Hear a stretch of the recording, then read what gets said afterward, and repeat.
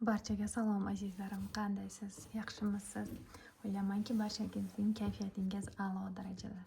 Bugun karta tanlash qilamiz. Umumiy kartalar bizga nima demoqchi? Energiyalaringiz haqida nimani bilishingiz kerak hozirgi paytda. Yana bir narsani aytmoqchiman.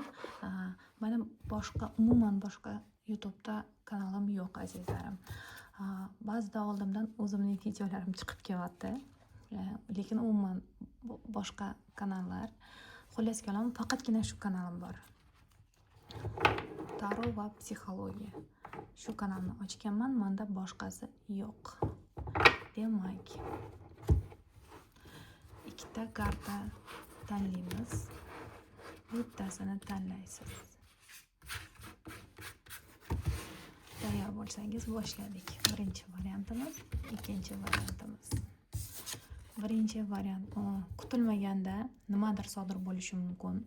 Ko'nglingizga yoqmaydigan, balki kim bilandir janjallashib olishingiz mumkin va sizga aytmoqchiki, sizni hayotingizga allaqachon foydasi tegmayotgan narsalardan, insonlardan, hodisalardan voz kechishingiz lozim va uydagi narsalaringizga, idish-tovoqlaringiz bo'ladimi, e'tiborli bo'lamiz. Nimadir kutilmaganda sinish ehtimoli bor. Biron bir joyingizni ham ko'tarib olmang.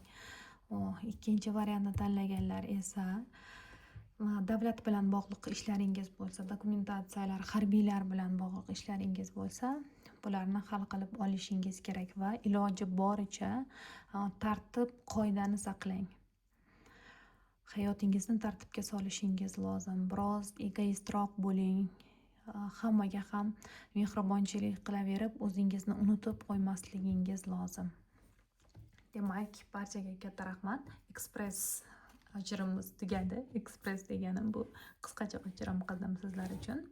Barchangizga xayr.